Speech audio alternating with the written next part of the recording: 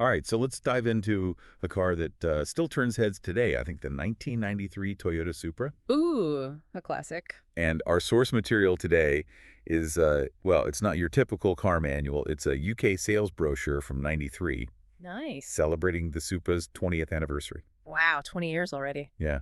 And it's more than just like specs and features. It's like this time capsule of early 90s car culture. Yeah, back when Japanese sports cars were really having their moment, you know? Totally. I mean, this brochure, it's like it's trying to capture that energy. You can feel it.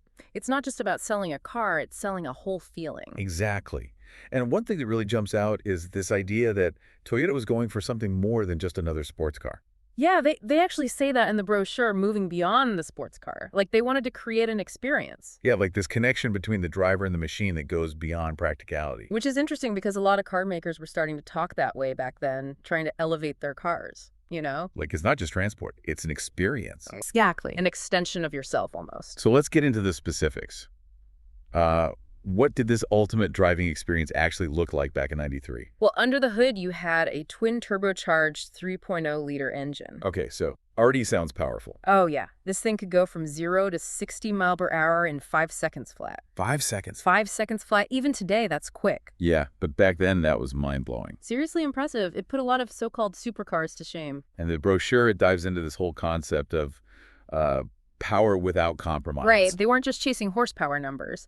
They were obsessed with lightweight construction using techniques like finite element analysis. Finite element analysis. That sounds intense. It's cutting edge at the time. So for those of us who aren't engineers, what is finite element analysis? Basically, they were using computers to simulate all kinds of stresses on the car's structure, before even building it. So like a virtual crash test, Yeah, exactly. They could figure out how to shave off weight without sacrificing strength. which is crucial for performance. Absolutely. Every ounce counts when you're trying to go fast. Makes you wonder how much that influenced later car designs. Oh, definitely. I mean, you see echoes of this in modern sports cars where lightweight materials and computer simulations are now standard practice. It's like they were pioneers in a way. Yeah, pushing the boundaries of what was possible. The brochure is also filled with these images of air flowing over the Supra.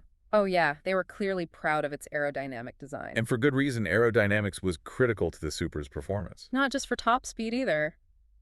A slippery shape meant better stability and handling, especially at high speeds. Right, so this wasn't just about going fast in a straight line.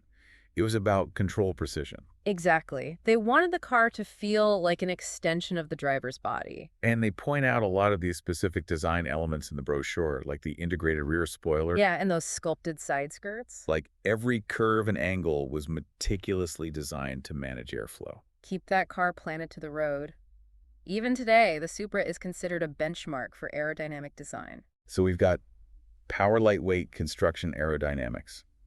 It's already sounding like a serious performance machine. Oh yeah, this car was built to perform, but it was also about more than just numbers. Right, we've touched on that. But what was it actually like to drive? What was the experience behind the wheel? That's where the concept of Jinba Itai comes in, which Yeah. roughly translates to horse and rider as one. Okay, horse and rider is one. I like that. Yeah, it's this idea of complete harmony between the car and the driver. Sounds almost spiritual. Right. But did they really achieve that? Well, that's what they were striving for.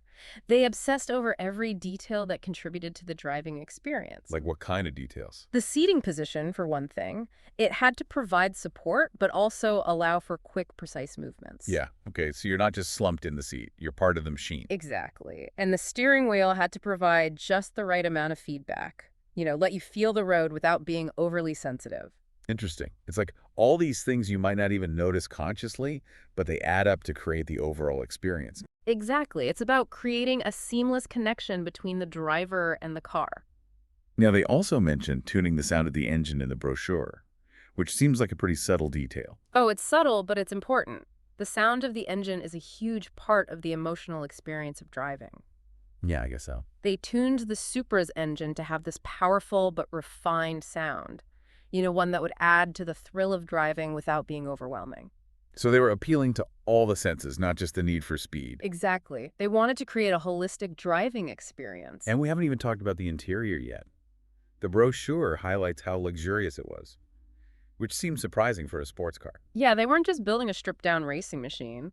They wanted to create a comfortable and refined driving experience. So you had leather seats, automatic climate control, a high-quality sound system. All the comforts you could ask for. And remember, this was 1993, so those features weren't exactly standard in sports cars back then. It's like they were ahead of the curve in blending performance and luxury. Definitely. You can see that same trend today where even high-performance cars are expected to offer a certain level of comfort. It's like they understood that drivers wanted both the thrill of performance and a comfortable experience. They wanted to create a car that you could enjoy driving every day and not just on the track. It's funny, we've gone pretty deep into this discussion, and we haven't even really talked about the brochure itself yet. I know, right? But even just flipping through it, you can tell it's a piece of design history. Oh, absolutely. The photography, the layout, the color palette, it all reflects the design trends of the early 90s. It's a time capsule. It's like it captures that feeling of optimism and technological advancement that was so prevalent back then. It's more than just marketing material for a car. It's a window into a particular moment in time. It is. So before we get sidetracked by the aesthetics, let's get back to the Supra itself. This idea that it was more than just a sports car. It really jumps out from the brochure. It does. What resonates with you about that idea? What do you think Toyota was trying to convey? Well, it makes me wonder about the Supra's legacy. How did this car influence future designs? Did it live up to the hype? Did it really change the way people thought about sports cars? Those are all excellent questions. And ones we'll explore as we continue our deep dive into the 1993 Toyota Supra. It's interesting how they keep coming back to this phrase, moving beyond the sports car. Right. Like Right. it was more than just speed and handling. Exactly. It was about creating a holistic experience, a feeling. Which brings us back to that Jinba Itai concept, right? Like being one with the car. Exactly. And they achieved that through this meticulous attention to detail. So more than just slapping a powerful engine in there. Oh, yeah. They Yeah. considered every touch point, Between the driver and the car. between the driver and the car. Yeah. Like the seating position. Had to be just right. It had to be perfect, Provide support, but also allow for quick movements. So you're not just like a lump in the seat. No, you're part of the car. Yeah. And then the steering wheel, that had to provide just the right amount of feedback. So you feel the roads, but it's not too sensitive. It's amazing how much thought goes into these things that you don't even really think about consciously. But they all add up to that overall experience. It's like a symphony orchestra I like that analogy. where every instrument has to be perfectly in tune. To create this beautiful piece of music in the Supra, everything works together to create that Jinba Itai. Now, they also talk about tuning the sound of the engine in here, Ah, yeah. which seems like a pretty small detail. But it's not. It's actually really important. The sound of the engine is a huge part of the emotional experience Of driving. of driving. They tuned the Supra's engine to have this powerful but refined sound. Okay. One that would get your heart racing but without being too overwhelming. So they were thinking about the senses, the emotions, not just the mechanics. Exactly. They wanted to create a complete experience. And it wasn't just about performance either. They also emphasized practicality and safety. Oh, absolutely. This was a car designed to be driven every day, not just on a racetrack. Right. We talked about the luxurious interior, Yeah. but they also put a lot of emphasis on safety. Absolutely. Things like anti-lock brakes, a robust chassis, and airbags, And this was back in '93. when these features weren't as common as they are today. So it shows that they were thinking about the driver's well-being. Not just about going fast. And speaking of handling, let's talk about that suspension system. Oh, yeah.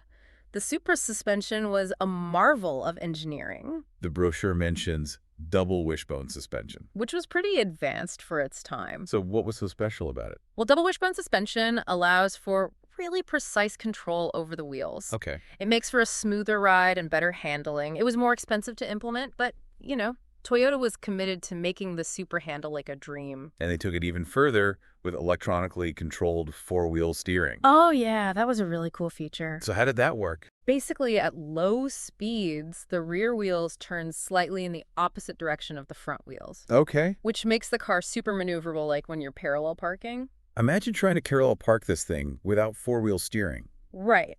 And then at higher speeds, the rear wheels turn in the same direction as the front wheels, Okay. which improves stability during lane changes and when you're cornering at high speeds. Pretty ingenious. It was a technology that was ahead of its time, And it's still used in some high-performance cars today. So they really did throw everything at this car, Hmm. from the engine to the suspension to the steering. They wanted to create the ultimate driving machine, and they weren't afraid to show off all the technology that went into it. The brochure is full of diagrams and explanations of all the technical details. They were proud of the engineering. And for good reason. Yeah. But it's not just about the individual components.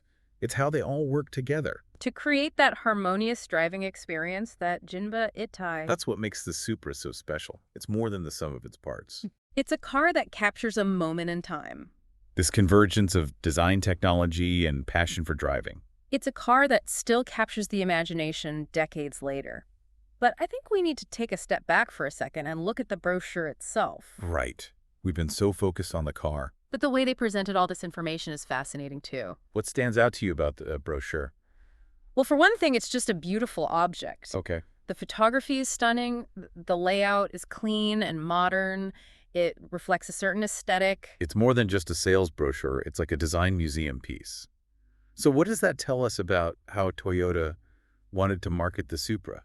That's a great question, and one we'll dig into as we continue. So we were talking about the brochure itself and how it's, Almost a work of art in itself. yeah, it's like they put as much effort into the design as they did into the car. It really shows you how design can create that emotional connection. For sure. And the photography. Oh, the photography is incredible. These epic shots of the Supra, like flying through these landscapes. Exactly. It's like they're selling you a lifestyle, you know? Like freedom and adventure. Freedom, adventure, escape. It's all there. And then they have these close-up shots of all these little details. Yeah, the headlights, the stitching on the seats. Like they're saying, look at the craftsmanship. It's a finely crafted object. And the colors they chose. Oh, yeah. Those sleek metallics. Silver, blue, black. Very sophisticated. It's very 90s. Yeah. Minimalist, clean lines. Exactly. It all ties together. And the layout of the brochure itself is so clean. Very intentional. It's not cluttered with text.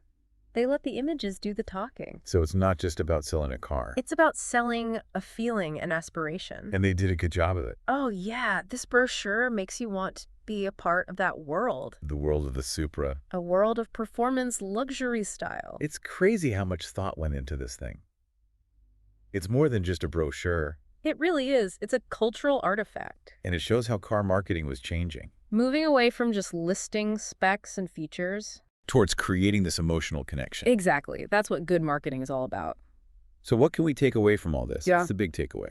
I think it's a reminder that good design and storytelling have power. Even decades later, this brochure still grabs you. It makes you feel something. It transports you back to that time. And it makes you think about what a car can be. Not just a way to get around. But an extension of yourself. A symbol of something. Something bigger. Exactly. It's about passion and identity and the pursuit of something special. Well said.